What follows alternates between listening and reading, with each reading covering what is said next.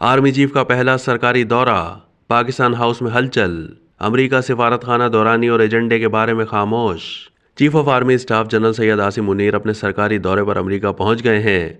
ISPR से जारी बयान के मुताबिक अपने दौरे के दौरान जनरल सैयद आसिम मुनीर अमेरिका के आला फौजी और दीगर सरकारी हुकाम से मुलाकातें करेंगे। उनका बतौर आर्मी चीफ अमेरिका का यह पहला दौरा है। अगरचे पाकिस्तानी सिफारत खाना पाकिस्तानी फौज के चीफ ऑफ आर्मी स्टाफ यानी COAS के दौरा अमेरिका के दौरानिए और एजेंडे के बारे में खामोश है, ताहम सूरत हाल से वाकिफ हुक्काम का कहना है कि जनरल आसिम मुनीर का दौरा 5 दिन तक बढ़ सकता है।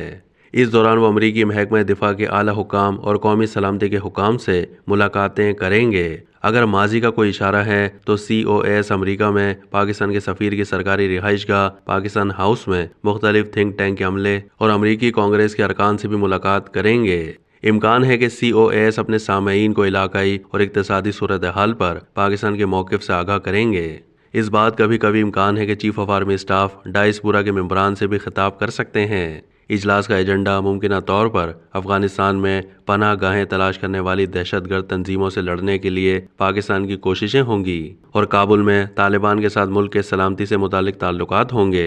अब तक के लिए इतना ही। मज़ीद मालूमात के लिए डेली जंग के YouTube चैनल को सब्सक्राइब कीजिए।